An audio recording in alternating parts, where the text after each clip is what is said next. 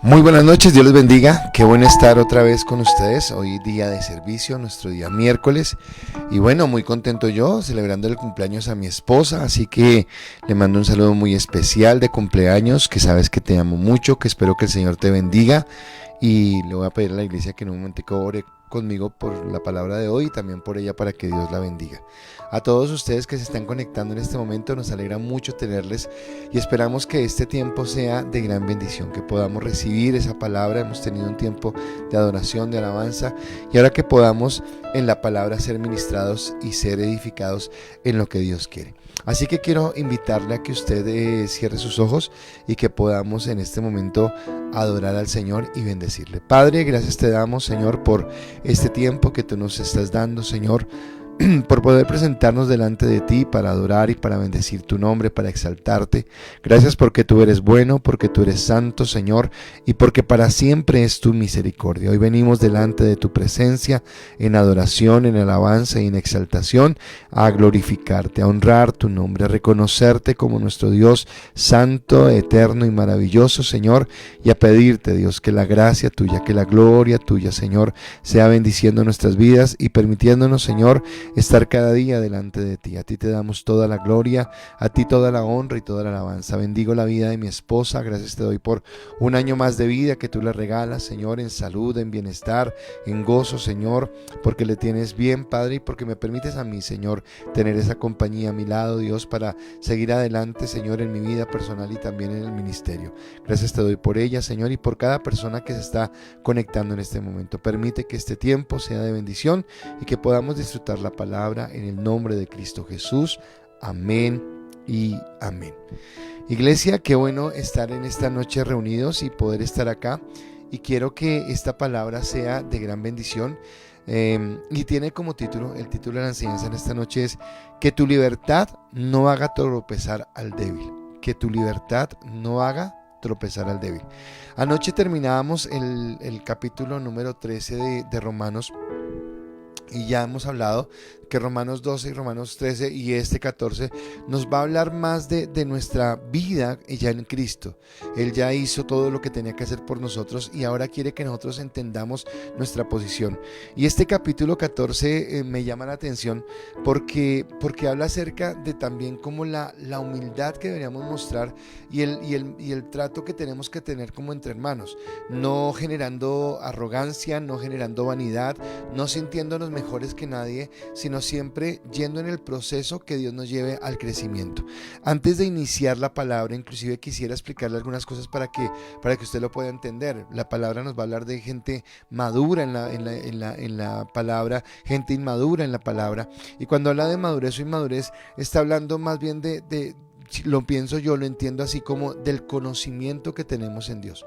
A medida que tú tienes un mayor conocimiento de Dios, puedes adorarlo mejor, puedes tener la libertad que Él te ha dado, pero en la medida que no tienes ese conocimiento de Dios, resulta que sin darnos cuenta es algo como de la naturaleza humana, como que somos muy de pegarnos a cosas, ¿verdad? Entonces yo creo que es malo hacer esto, yo creo que es malo hacer esto, yo creo que es malo lo otro, y a veces una de las cosas que más de pronto la gente que no conoce a Cristo dice: ay, es que todo me prohíben.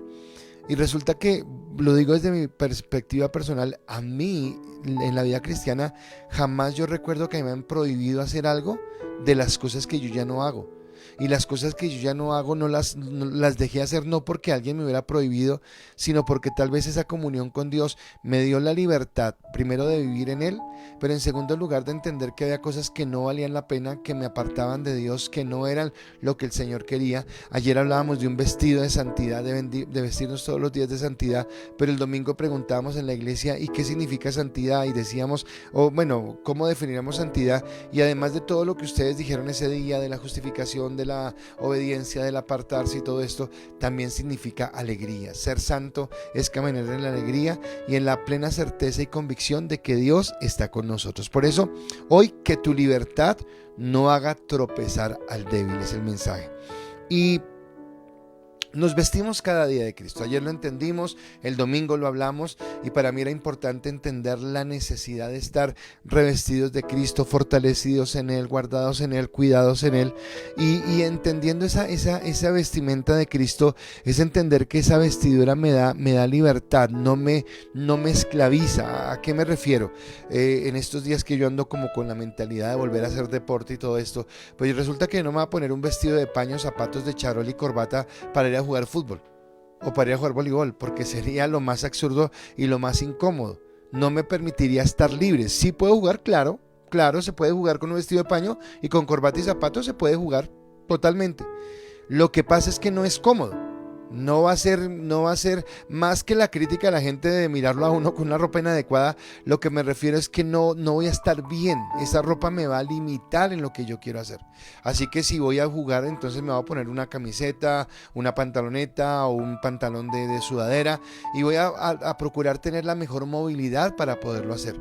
Así que lo que nos dice la palabra es que nosotros tenemos que revestirnos todos los días de Cristo para poder caminar esa vida cristiana, y revestirme de Cristo es estar preparado y dispuesto y listo, lo hablábamos anoche, para todo lo que Dios quiere.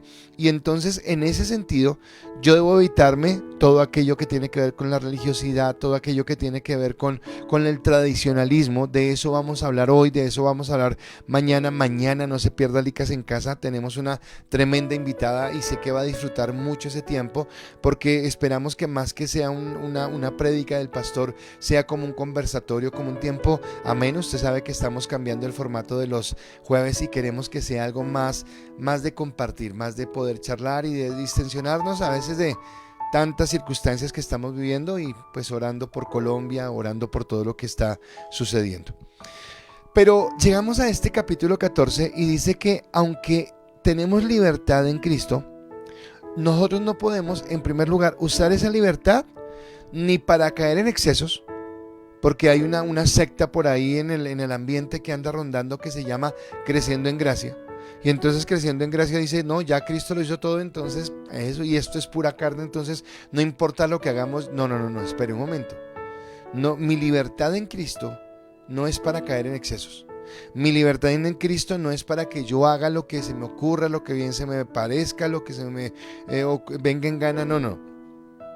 Mi libertad es para que yo pueda agradar a Dios, sentir la felicidad de Dios, pero vivir en la plenitud. Pero en segundo lugar, es para que yo pueda tener una actitud de humildad. Recuerda que hemos hablado acerca de la obediencia, de la negación, de la humildad.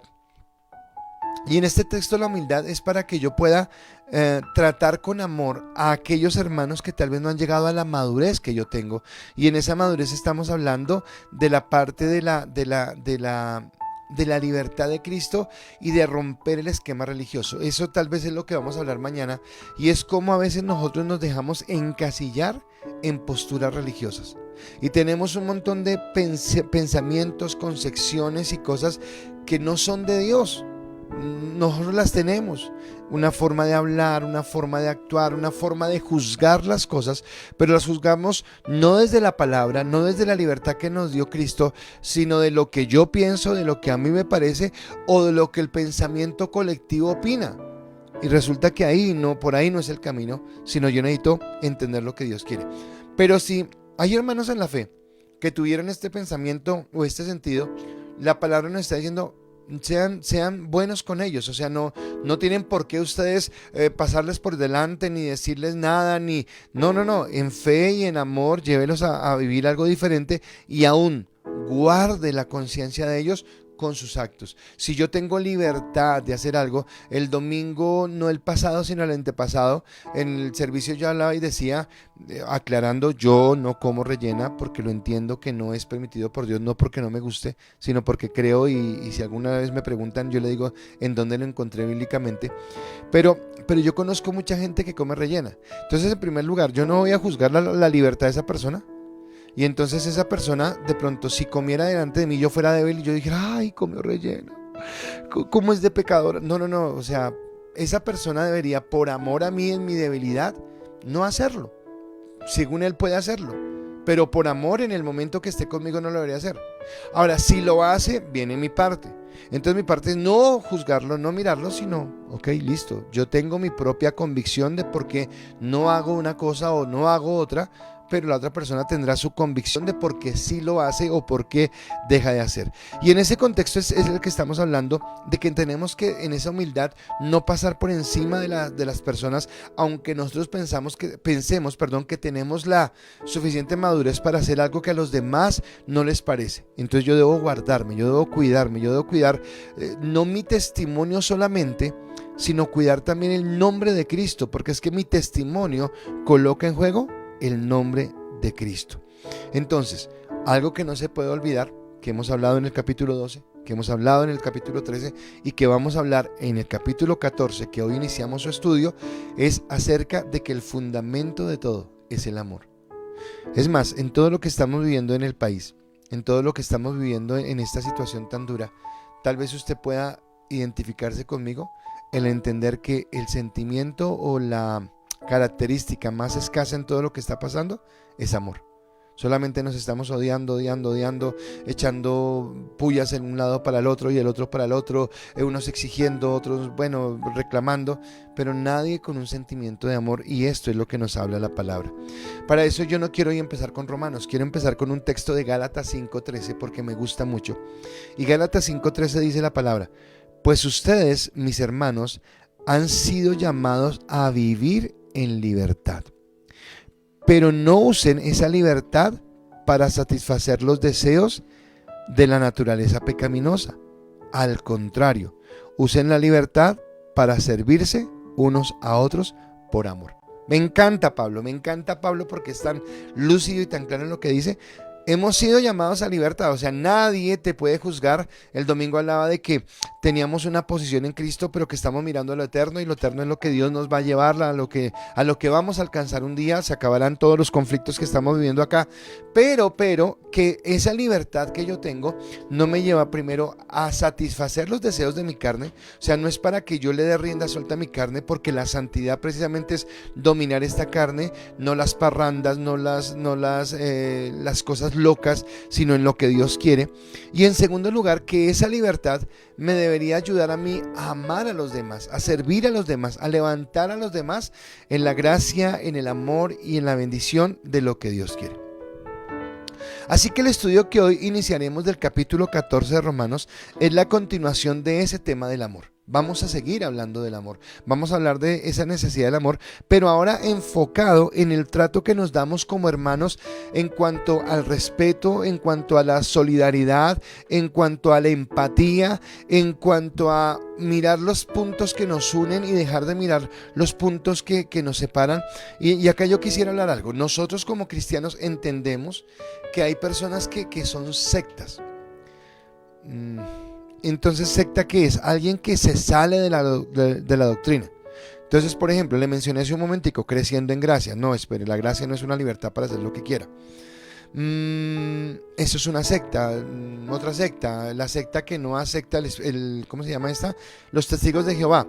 No aceptan que el Espíritu Santo es una persona, sino lo ven como una fuerza.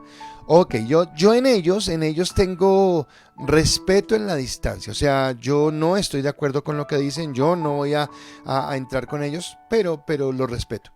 Pero acá está hablando de gente cristiana, estamos hablando de las mismas personas que hablamos el mismo idioma. Y resulta que hablando el mismo idioma en Cristo, resulta que usted va a encontrar posturas diferentes. Por ejemplo, una postura diferente. Hay unas personas que hablan acerca de que nosotros no vamos a pasar por la tribulación. La iglesia será raptada antes de la tribulación. Ok, es una postura. Y otra que dice, no, la iglesia sí va a pasar por la tribulación.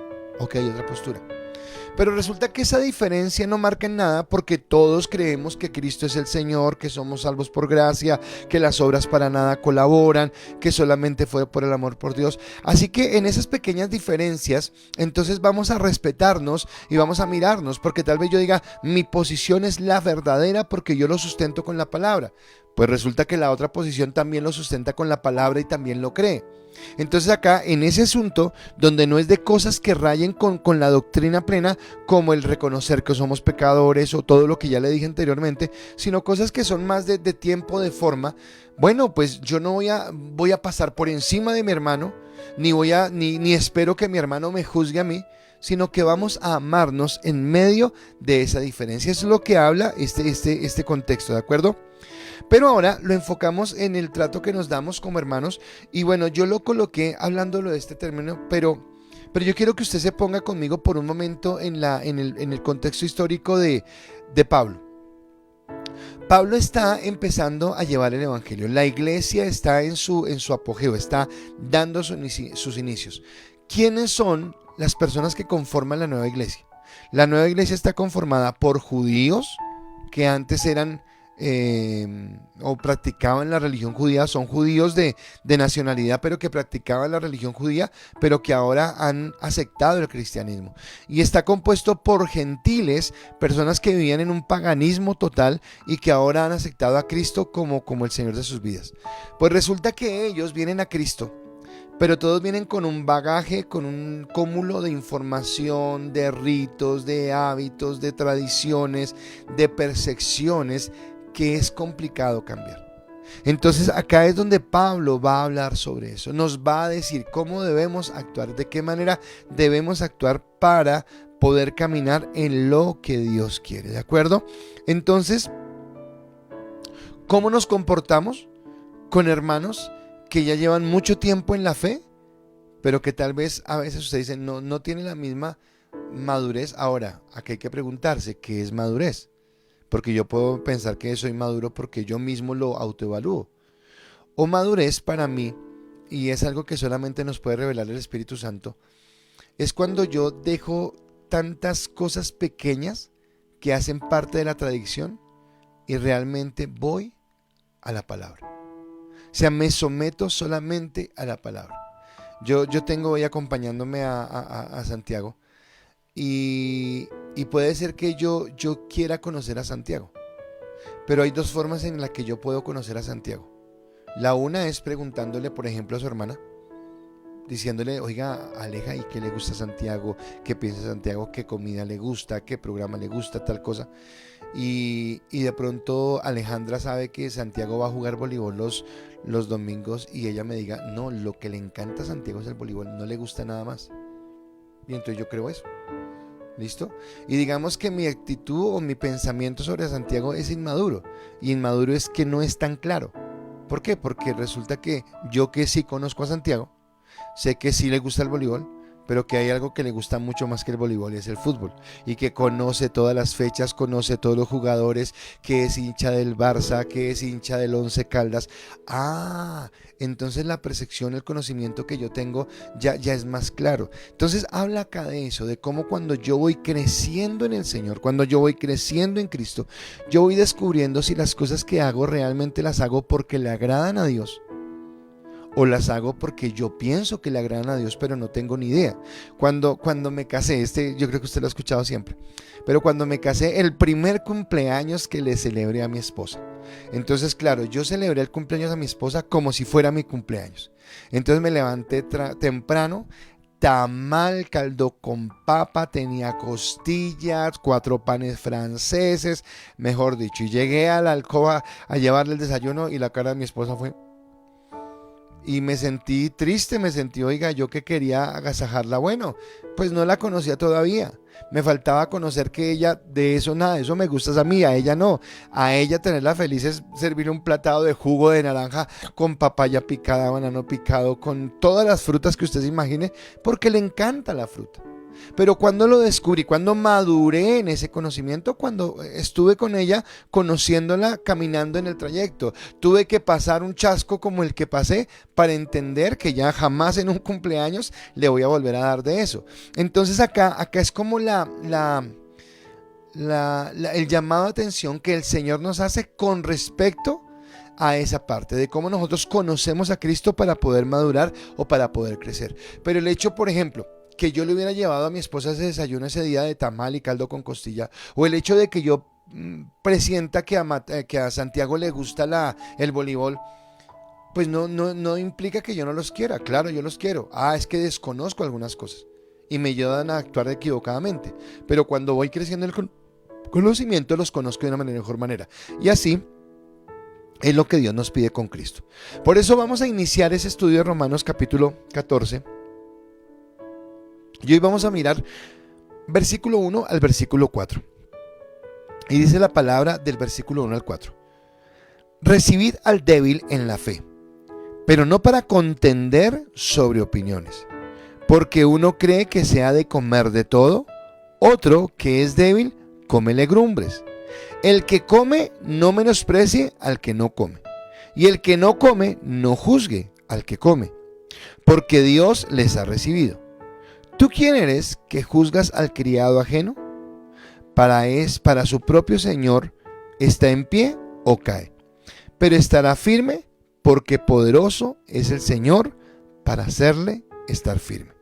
Entonces, si usted mira, está hablando de esos judíos que llegaban y que de pronto decían: cuidadito con los días de reposo, cuidadito con no comer tal cosa, cuidadito con tal hacer otra.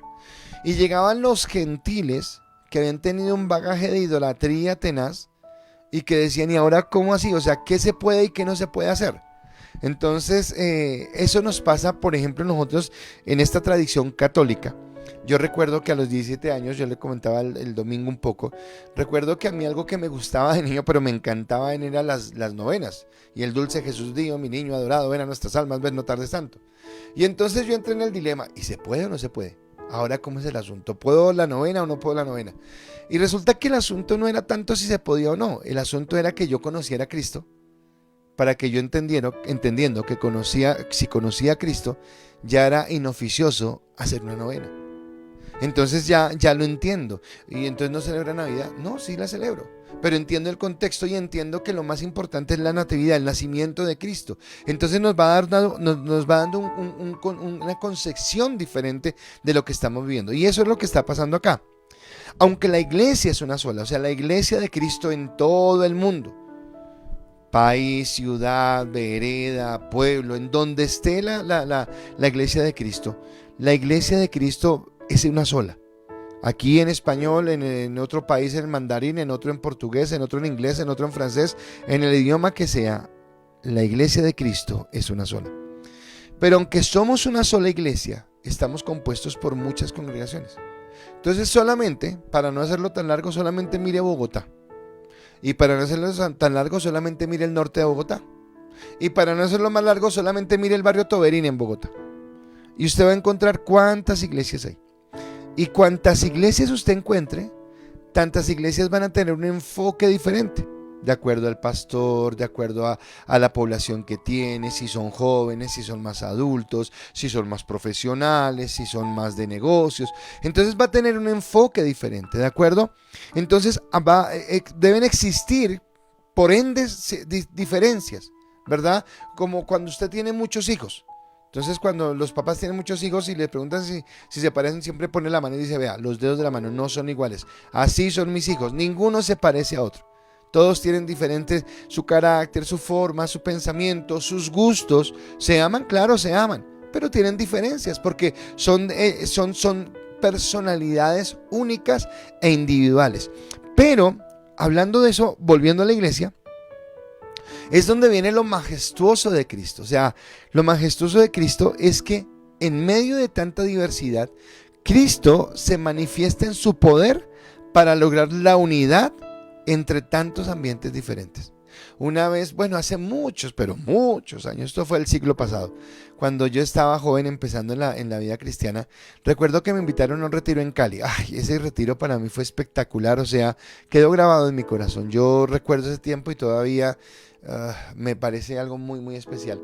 Tenía como 17 años, era en esa época, y recuerdo que en ese lugar habíamos personas de Pasto, Barranquilla, Bogotá, Cali. Era un congreso como de unas 1000 personas, yo creo. Pero éramos de todos lados. Y obviamente teníamos tiempos de charlas, tiempos de oración, pero también teníamos tiempos de esparcimiento.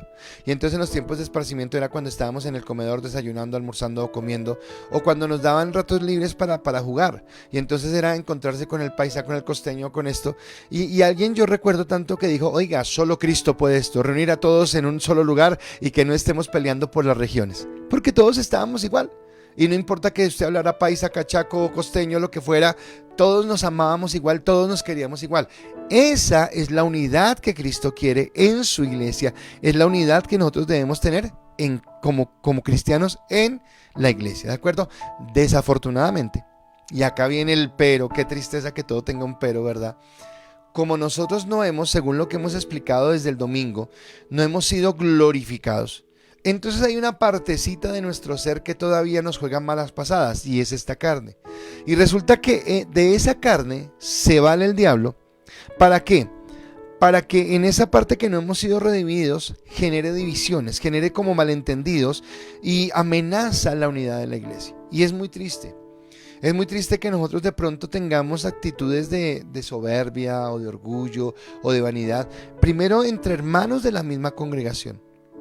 Segundo, con otras congregaciones. Y tercero, con iglesias de otros lugares.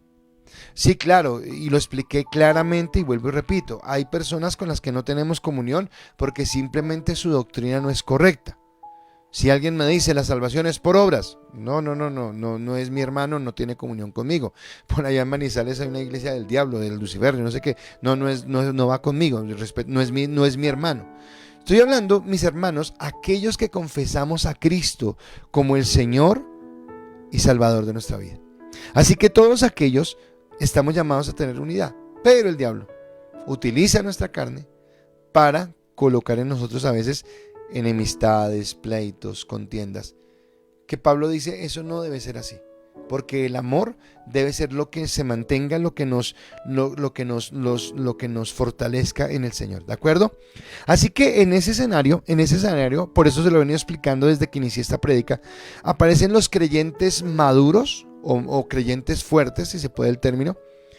Y en el contexto de Pablo, tanto judíos como gentiles, personas que ya llevaban un tiempo caminando, y entonces los judíos entendían que definitivamente la ley ceremonial había quedado atrás, que había cosas que eran tipo de Cristo. Por ejemplo, el día de reposo era un día de Cristo, era un tipo de Cristo, perdón, que nuestro reposo ya no es el sábado, sino nuestro reposo es Dios mismo, es Cristo mismo.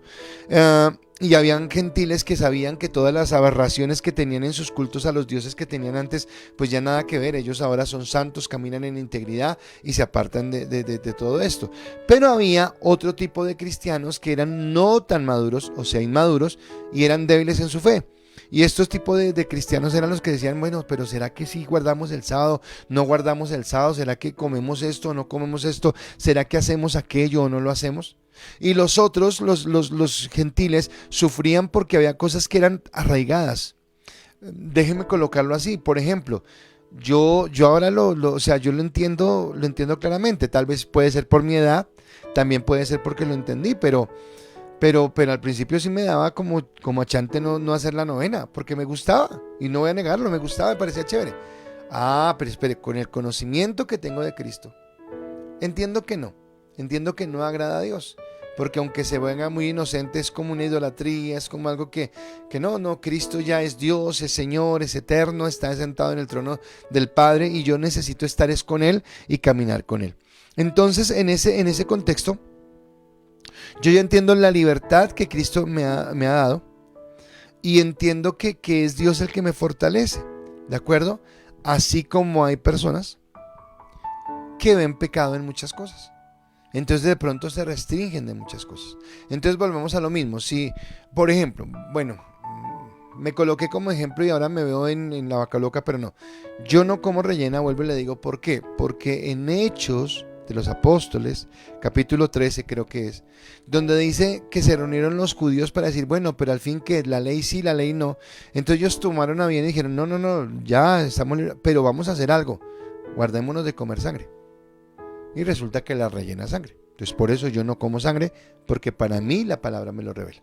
Pero digamos que se sienta alguien a mi lado y es cristiano, y digamos que inclusive tiene una iglesia, pastoreando una iglesia de 5,000 personas, por decir algo. O sea, porque no me gusta hablar como de escalas, pero por decir algo que tendría más representación.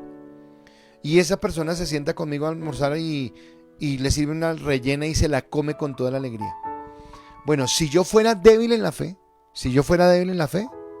esa persona debería pensar en mí y preguntarme, o saber o conocerme, y saber que no, entonces evitarlo. Pero si esa persona no lo sabe y se la come pensando que no está nada malo, pues ahora desde mi punto no está juzgarlo. No lo puedo juzgar porque no es lo que quiere la palabra. ¿de acuerdo? Y nos encontramos muchas cosas de este tipo en la iglesia. Yo voy a contarles algo que yo creo que Dios ha venido cambiando en mi vida, pero no quiero que sea algo que se convierta en malo. Pero tal vez en la iglesia en la que yo venía era una iglesia súper de actividad. Entonces de pronto usted dirá, ay, ¿será que acá no tenemos cicas el martes y servicio el miércoles, cicas el jueves, tenemos grupos, tenemos... Bueno, quiero decirle que nosotros no hacemos nada comparado con lo que se hacía en esa iglesia. Porque todo el tiempo era actividad, nomás el domingo eran cinco servicios. No, eran 6 servicios, 4 en la mañana y 2 en la tarde. O sea, todo el tiempo hay actividad, todos los días hay actividad. Y es más, esa iglesia que yo tengo se le queda en pañales a otras que tienen oración todos los días, ayuno todos los días y todo esto, ¿de acuerdo? Yo necesito no descuidar, por ejemplo, mi intimidad con Dios. Y necesito no descuidar mi tiempo de oración, ¿de acuerdo? Pero ni yo puedo juzgarlos a ellos por estar orando todo el día, ni ellos me pueden juzgar a mí por no orar todos los días. Estoy hablando congregacionalmente. Porque entonces acá es donde viene lo que Dios nos está pidiendo. Y cómo yo no puedo ver pecado en lo que otro hace cuando yo no lo entiendo, o cuando tal vez no es algo que realmente se catalogue como un pecado abiertamente. Obviamente, si vemos a alguien que está cometiendo un pecado, pues sí, eso es pecado. Estoy hablando de este tipo de posturas o de cosas que tienen que ver más con la parte cotidiana. Es más, yo creo que Cristo es tan grande que a veces le ponemos tanta tiza a las cosas pequeñas que olvidamos la grandeza y la gloria de Dios.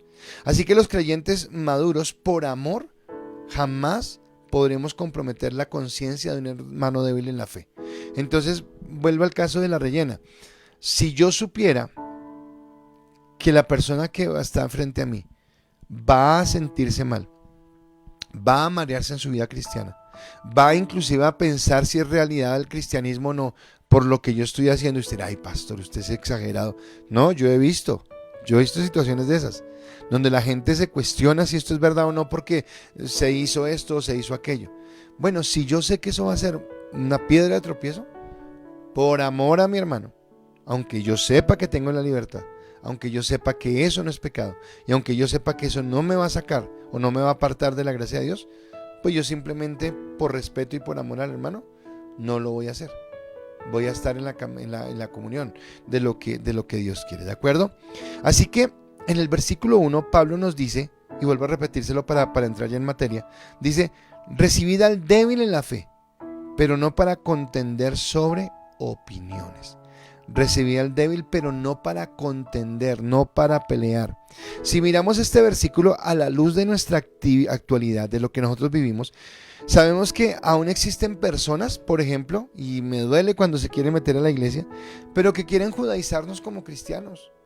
Entonces que quieren llevarnos a la ley, no, espere, cuidado, porque toca volver y toca respetar el sábado y no vamos a comer esto y no sé qué, porque la palabra lo dice en el Antiguo Testamento, y como decía hace un momento, seguramente tienen sus textos bíblicos para argumentarlos. Y sé que muchos de ellos aman a Cristo, quieren a Cristo, realmente tienen una reverencia por Dios. Ok, listo, entonces ¿qué hago yo? Lo respeto. No me gusta es cuando entran a la iglesia a querer, respete su creencia, respeto su creencia, pero no intente venir a tomar la gente para llevarla a otro lado, porque a veces lo que hacemos es confundir. Y entonces...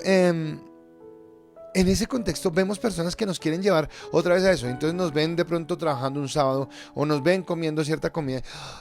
No, pero ¿cómo le hacen eso? Si la palabra dice, y sacamos la palabra, pero entonces tal vez sacamos el texto, el texto fuera del contexto y entonces lo convertimos en un pretexto. Eso es un argumento que siempre usamos para generar algo como que eso es. Es más, yo quiero decirle que en este estudio de Romanos, para mí personalmente, para el pastor Giovanni, ha sido tan espectacular.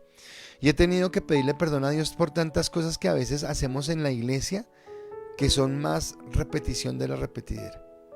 O sea, que no es que Dios realmente nos estaba mandando eso, sino que nosotros pensamos que tocaba hacerlo así, y porque pensamos que tocaba hacerlo así, entonces formamos todo un culto a cosas que son mínimas. Cristo lo que realmente quiere, y es lo que vamos a concluir al final de este servicio, es nuestro corazón sincero e íntegro delante de Él, ¿de acuerdo? Entonces, por un lado están esos que quieren judaizar, pero por otro lado vienen los que tienen esa tradición de su religión anterior. Y entonces, como yo lo decía ahorita con el pesebre y el dulce Jesús mío, y qué vamos a hacer y tal cosa. Bueno, yo tengo que hacerlo, y bueno, no sé si Tulita esté acá conmigo mirándome, y no sé si la Satu también esté allí. Pero yo recuerdo que la primera vez que yo fui a donde Tulita, estaban con Álvaro, estaban con todos los chicos. Y recuerdo que de cierta manera Satu tenía afán porque yo le dijera a ella que todos los santos que tenía eso no era de Dios. Y resulta que yo llegué con el mayor amor y charlé toda la tarde y comimos pan, tomamos chocolate, les compartí la palabra, hablamos del Señor, pero en ningún momento le hice referencia a lo que tenía colgado en la pared. Y cuando volvimos, Satu estaba como seria. Me dijo, pastor, pero ¿por qué no hizo eso? Y le dije, Satu, porque es en el tiempo de Dios. Y el que convence es Dios, no soy yo. Pues bueno, resulta que yo después volví de Tulita. Y ya no hay nada, ¿cierto? Acá está el nieto que me está... Y creo que nadie en la iglesia le dijo, tiene que quitar eso. No, el Espíritu Santo le reveló. Pero si yo ese día me hubiera puesto a discutir, un hermano maduro en la fe con un hermano inmaduro porque está empezando en la fe, si yo me pongo a discutir, es como si yo me pusiera a discutir con un bebé porque no utiliza bien el tenedor y la cuchara. A ver, bebé, pero es que no le han enseñado que la cuchara se coge así y que, pues es un bebé, hermano. Yo soy un tipo maduro que ya sé. Ahora, si yo en la edad que tengo cojo esto y boto la pasta al piso, pues entonces ya lo que tengo yo es como demencia, ¿verdad? Porque ya no es normal que yo haga eso.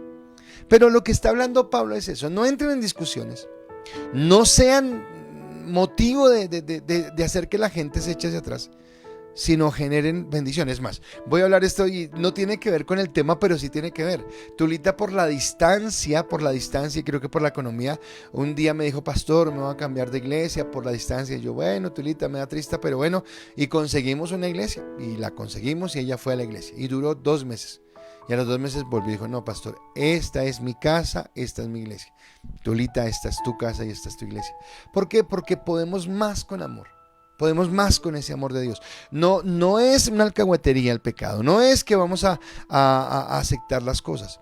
Tal vez, por ejemplo, si yo después hubiera vuelto donde Tulita y hubiera encontrado los mismos, tal vez yo ya con la confianza que le tengo y con el amor puedo decirle, mira, y me parece que pero en la primera visita, o sea, es como en nuestro término mundano, es como meterse al rancho. Es como si yo llegara hoy a su casa y le dijera, oiga, pero usted como que no ha barrido, ¿no? Perdón, o sea, es mi casa, respete que yo no le he dado confianza. De esas cosas es lo que estoy hablando, en la que tenemos que tener cuidado. Y es entonces aquí donde el Espíritu Santo renueva nuestro pensamiento. ¿Quién renovó el pensamiento de Tulita? El Espíritu Santo fue el que cambió esa concepción, fue la que llevó a que Tulita pudiera entender esto. Y entonces no tuvimos que pelear nosotros, simplemente tuvimos que orar, mostrar el amor de Dios del que estamos hablando, y ella, a través del Espíritu Santo, fue redarguida para hacer algo. Entonces nuestro amor y nuestra humildad es la mejor enseñanza para los conflictos. El amor, la humildad, de cómo yo me acerco a las personas en esa intimidad.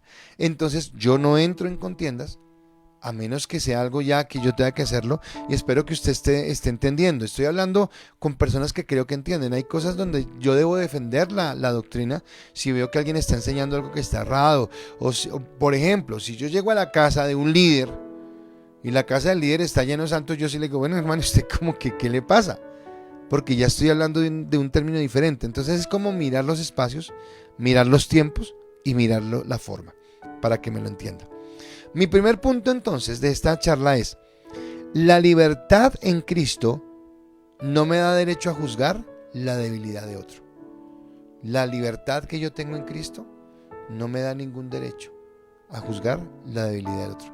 Vuelvo y coloco el ejemplo. Es como si yo estuviera regañando a un bebé y hablándole como si fuera una persona de mi edad, porque no tiene la capacidad de controlar esfínteres. ¿Cómo que usted no va al baño, bebé? Pues no, el bebé no va al baño porque todavía no lo han enseñado. Por eso usa pañal.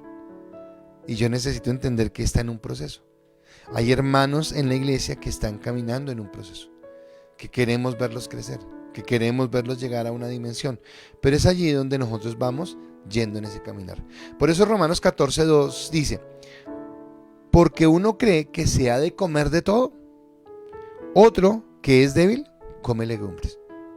Entonces imagínense, el que es débil, allá diciendo, no, todo es pecado, todo es consagrado a los ídolos, yo solamente pura lechuguita, pura zanahoria, puras alberjas y no más.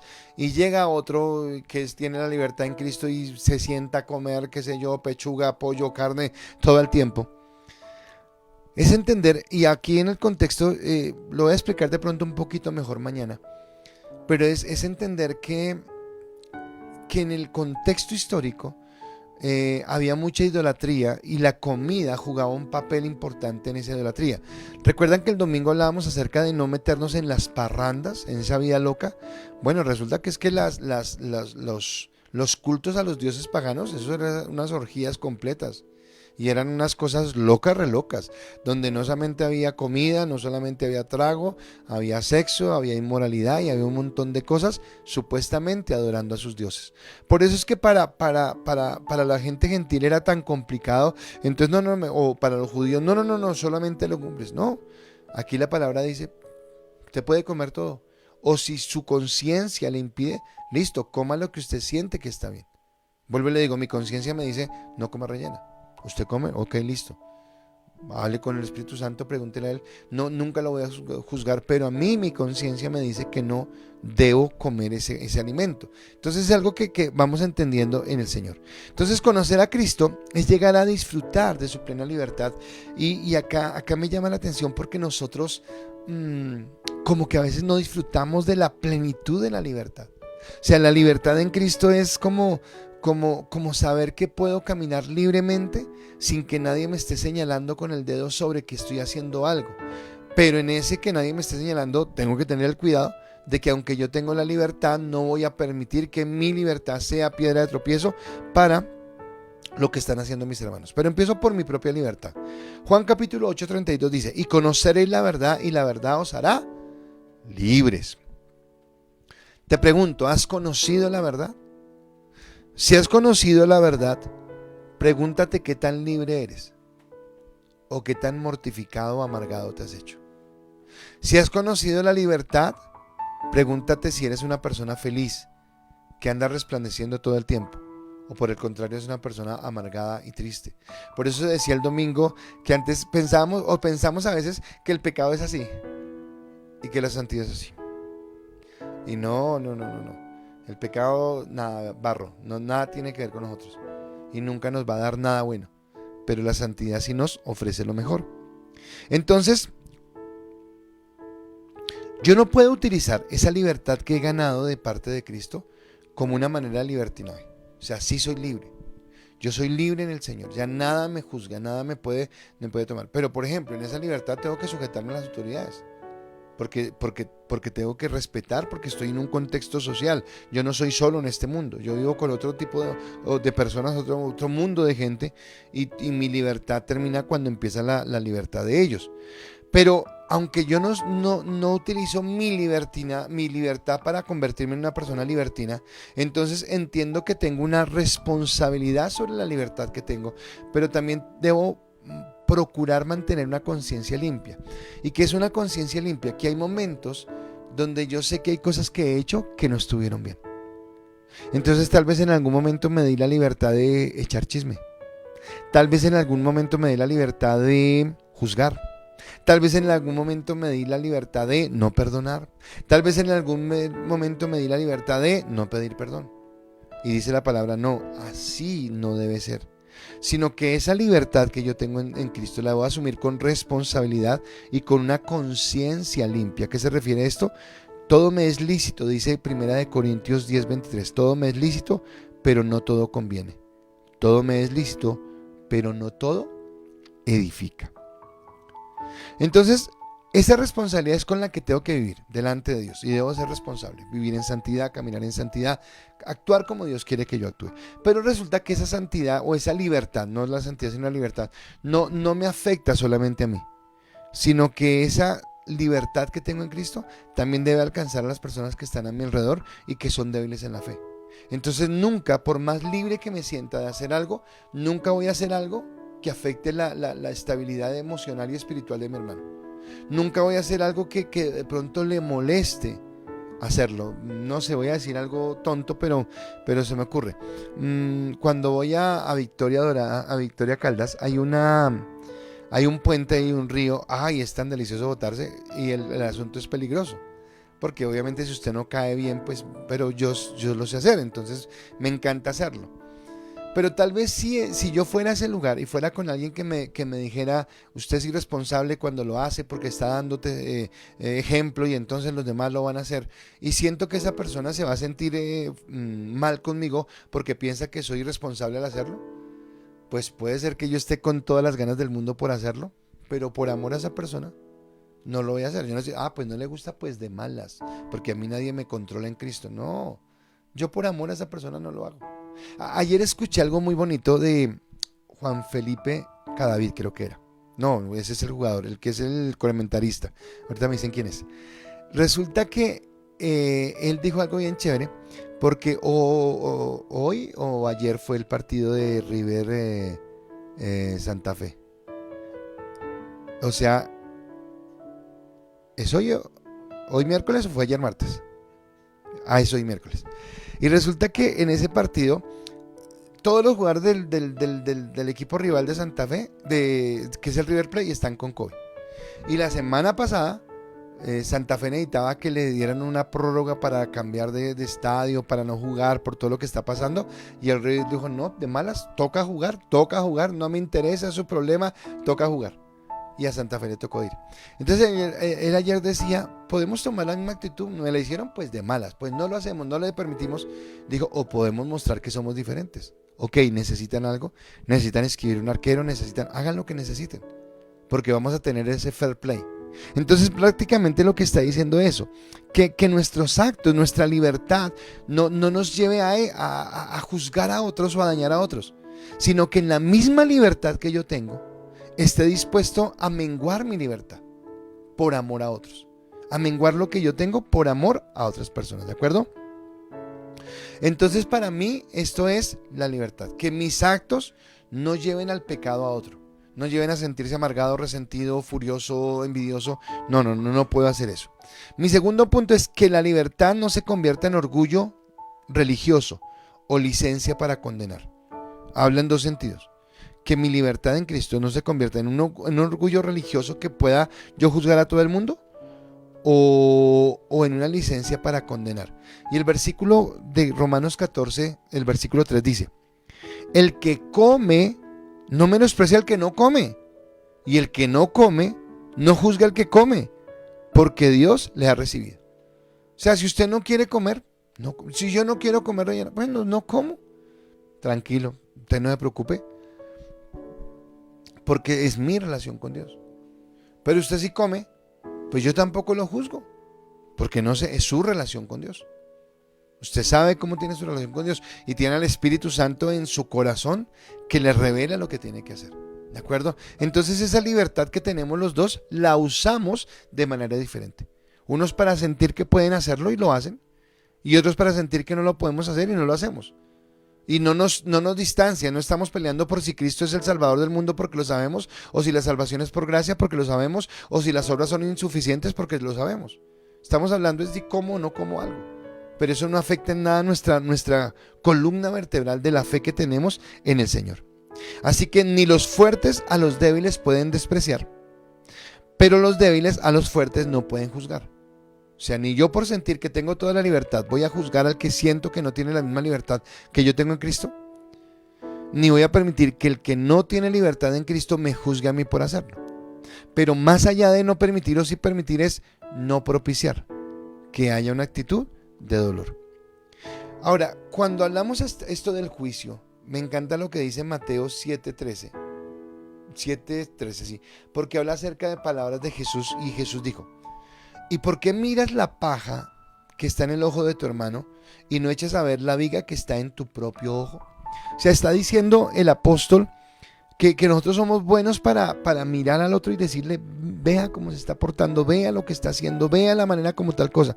Y a veces no miramos lo que nosotros hacemos. y entonces nos lleva a esto. En Cristo tenemos libertad, la que Él ganó por nosotros en la cruz del Calvario, para ser fortalecidos, bendecidos. Pero esa libertad que tengo no me da el aval, no me da la capacidad, no me da la autoridad de juzgar a otros. Pero si te sientes mal con la libertad que otro hermano tiene, tampoco debes sufrir por eso.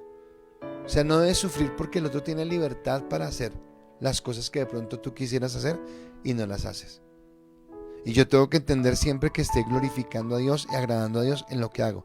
O sea que no podemos tratar a nuestro hermano con displicencia porque no hace lo que yo hago. Entonces es un hermano de menor categoría. No. Yo lo respeto porque es su forma. Vuelvo a la parte de lo que hablaba de las iglesias. De pronto nosotros somos un estilo, pero hay otras iglesias que son oración todo el tiempo. Ay, no, yo no puedo juzgarlos a ellos.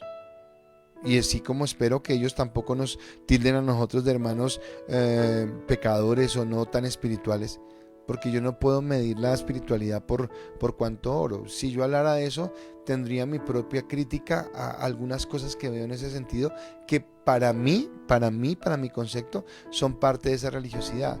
Y es que a veces pensamos que orar es simplemente hablar y decir frases repetitivas. Y resulta que para mí orar es realmente, así como yo estoy acá con usted, hablándole y llevando un hilo coherente de lo que estoy diciendo. De la misma manera yo hablo con Dios, porque Dios tiene entendimiento y tiene sabiduría. Y Él sabe lo que yo le quiero expresar. Pero si yo empiezo a botar palabras al aire, sin de saber qué estoy diciendo, pues no tiene sentido.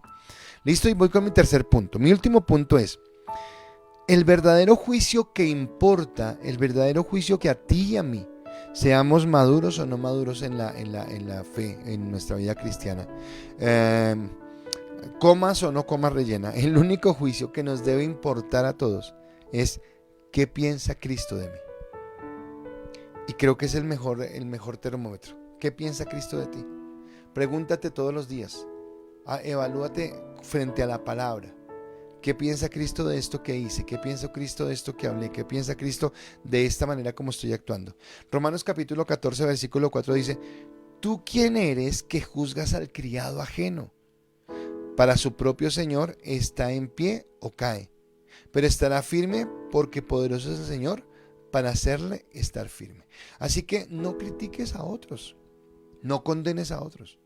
Cada uno de nosotros tiene que presentar esa defensa delante de Dios y tiene que saber cómo está delante de Dios. Así que solamente hay una persona que realmente conoce las intenciones de nuestro corazón. En todo el mundo, en todo el universo, solamente hay uno que conoce las intenciones de nuestro corazón. Y esa evaluación es la que debemos tener en cuenta. ¿Qué dice Cristo de mí? ¿Qué piensa Él de mí? En ella no entra ni la tradición religiosa ni las preferencias personales, sino lo que Cristo dice. Romanos capítulo 8, versículo 33 al 34 dice la palabra: ¿quién acusará a los escogidos de Dios? Dios es el que justifica. ¿Quién es el que condenará? Cristo es el que murió, más aún el que también resucitó, al que además está a la diestra de Dios y el que también intercede por nosotros. Así que yo no debo estar tan pendiente de lo que otros dicen, sino muy pendiente, eso sí me debe importar todos los días de la vida, a mí y a usted, ¿qué piensa Cristo de nosotros? Y entonces, nunca olvidar que el cumplimiento máximo de toda la ley es el amor, y que Dios conoce las intenciones de nuestro corazón. Gracias por acompañarnos, permítame orar para terminar esta palabra. Señor, gracias te doy, Señor, por esta bendición que tú nos das de estar reunidos en esta noche, Señor, y de poder recibir la palabra de vida, de poder, de autoridad que viene de ti, Jesús. Hoy te adoramos, hoy bendecimos tu nombre y te exaltamos, Señor. Permítenos, Padre, aprender a caminar en libertad, pero con esa libertad respetar al débil en la fe, Señor, y no buscar nuestra libertad como un pretexto para ser orgullosos o soberbios, Señor. que tu juicio sea el que realmente nos importe, que lo que tú miras en nosotros, que la forma como tú nos observas, como caminamos en ti, sea la que nos ayude, Padre. A ti te damos toda la gloria, a ti te damos toda la honra, a ti te damos toda la alabanza, Señor, porque tú eres bueno, porque tú eres santo y maravilloso, Señor. Una vez más te doy gracias por la vida de mi esposa en el día de su cumpleaños, y ya finalizándolo, Señor, te pido que ella pueda terminarlo con alegría, con gozo, reconociendo, Señor, que eres tú quien le ha guardado, quien le ha bendecido y quien le ha levantado. A ti te damos toda la gloria y toda la honra por los siglos de los siglos. Amén y amén. Iglesia, espero que esta noche haya sido de gran bendición para cada uno de ustedes. Sus comentarios en el chat son muy importantes, así que por favor déjenos saber cómo se ha sentido en esta palabra.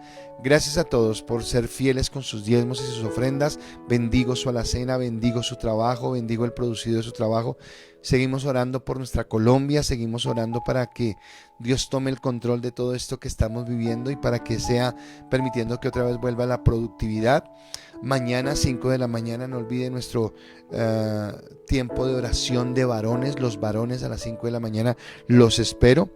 Y en la noche no te pierdas el ICAS en casa. Ya te dije que tenemos una invitada de lujo, así que por favor no te pierdas esta noche y espero que sea de gran bendición. Para mí un privilegio como siempre estar delante de ustedes para llevarles la palabra. Gracias, Santi, por haberme colaborado en este momento, y a todos ustedes que tengan una feliz noche. Dios los bendiga y hasta mañana.